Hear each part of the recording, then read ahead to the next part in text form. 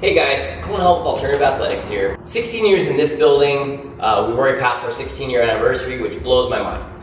And I've been thinking about the changes in technology. I'm a big fan of collecting data. How did I sleep? How much water am I drinking? What was my heart rate on that workout?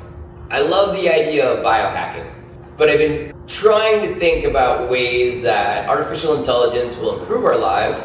There's a lot of discussion about how it's going to make a lot of people unemployed, but a tool is a tool, and I want to figure out how to use it to my best self.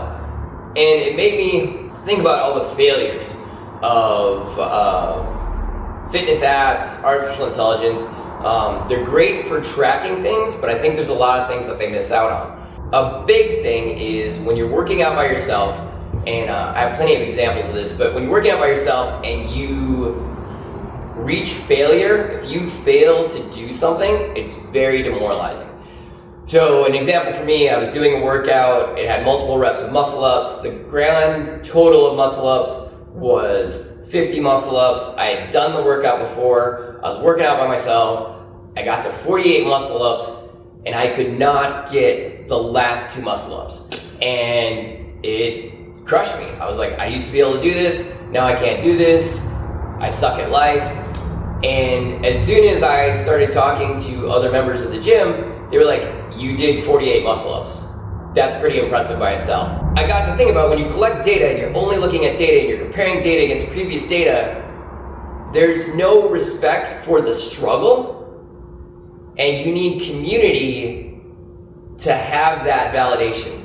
I don't know the reason why I didn't hit that 50 muscle ups. I might have been tired, I might have not ate as well, I might have been less limber, I haven't been working on stretching, but I was fixated on the failure rather than the accomplishment. And it took other people's eyes to get me to look at that and think about it. And that happens every day at the gym. If you're in last place, that means there are a bunch more people that are cheering you on, helping motivate you. On the flip side, if you need an ego check, and you're trying to lift more weight than you should, your form starts to fail, if you don't have somebody around you to tell you, hey buddy, that last one looked like crap, get it right before you go up in weight, there's a higher chance of injury, but it's just the impartiality, the lack of human interaction where a list of data, hey, this app says that to hit my goal of this, I need to do this today.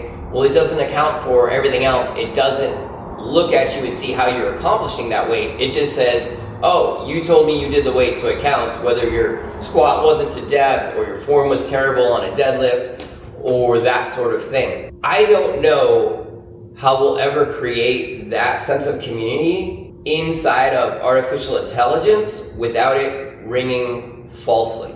There's all kinds of bump ups and attaboys that my watch gives me every day. Hey, you've done this many steps, you've done these many stairs, but those are goals set by the watch. They're not things that I picked, and they sound the same as a used car salesman telling me how good I look in that car that he's going to make a commission on when he sells it to me. It's just got that falsehood to it, and at no point does my watch turn around and say like, hey man, do you want to have a faster time on this workout?